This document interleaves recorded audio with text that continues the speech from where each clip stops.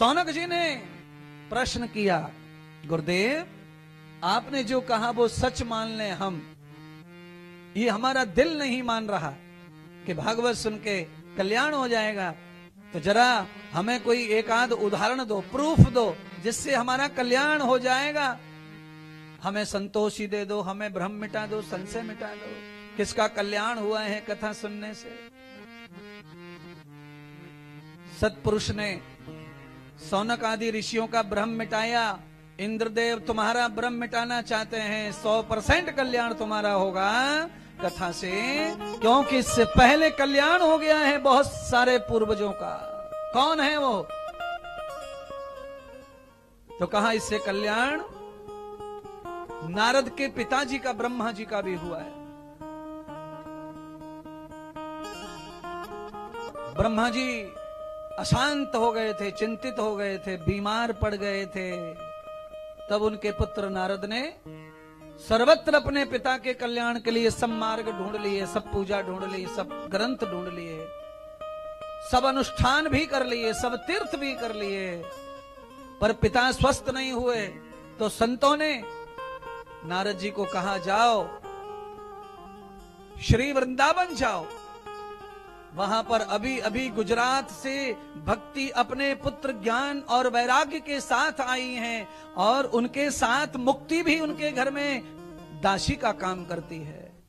भक्ति के घर में मुक्ति दासी है।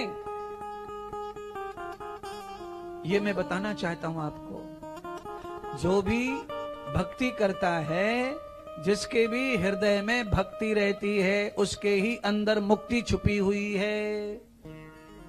ध्यान रखो, जो भी भगत है, जो भक्ति करता है, उसके अंदर मुक्ति छुपी है, क्योंकि मुक्ति दासी है, भक्ति की झाड़ू पोछा करती है, घर में काम करती है। तो इसीलिए मेरे बंधुओं, मेरे प्यारे लाडले, मैं चाहता हूं कि आप में भक्ति हो और भक्ति के साथ ही मुक्ति आ जाएगी। मुक्ति को अलग से नहीं बुलाना पड़ता है, मुक्ति बिना भक्ति के नहीं आती है। पर साथ में ज्ञान और वैराग्य भी जागृत होना चाहिए। ऐसी उल्टी पुल्टी भक्ति करोगे तो नहीं मुक्ति आएगी, अंधविश्वास की भक्ति करोगे मुक्ति नहीं आएगी। कैसी भक्ति चाहिए? तो कहा ज्ञान और वैराग्य वाली भक्ति चाहिए, जिसमें ज्ञान हो। अज्ञान बन के कुछ लोग भक्ति करते रहते हैं, लालच में आकर के, कोई बता दिया वही कर लेंगे, वही कर लेंगे, वही कर लेंगे ना।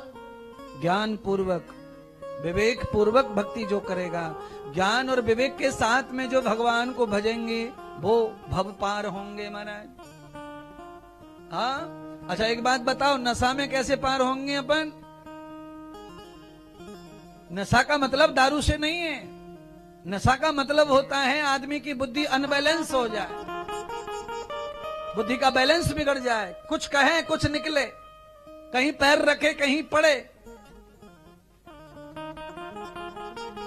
ये अनबैलेंस बुद्धि हो जाएगी, भक्ति नहीं होगी, मार्ग सफल नहीं होगा, मार्ग प्रशस्त नहीं होगा, मार्ग आपका पूरा नहीं होगा, मंजिल हाथ नहीं आएगी, कोई खतरा होगा, कोई तकलीफ होगी।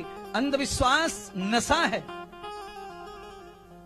और महात्मा चाहते हैं कि आपके अंधविश्वास का नशा उतरे और भगवान का नशा चढ़ जाए आपके ऊपर, उतर जाए आप में, आप छा जाएं भगवान के इस पावन आनंद में।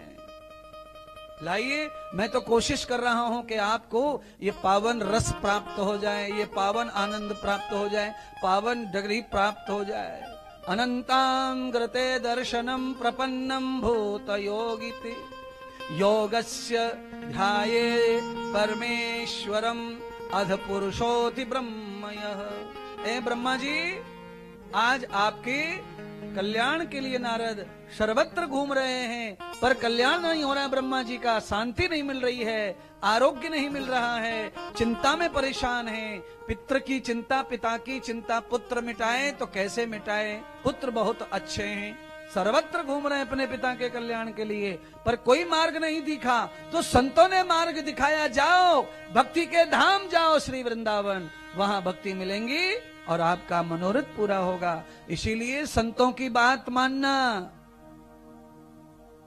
कोई संत जैसा दिखे बात मानना।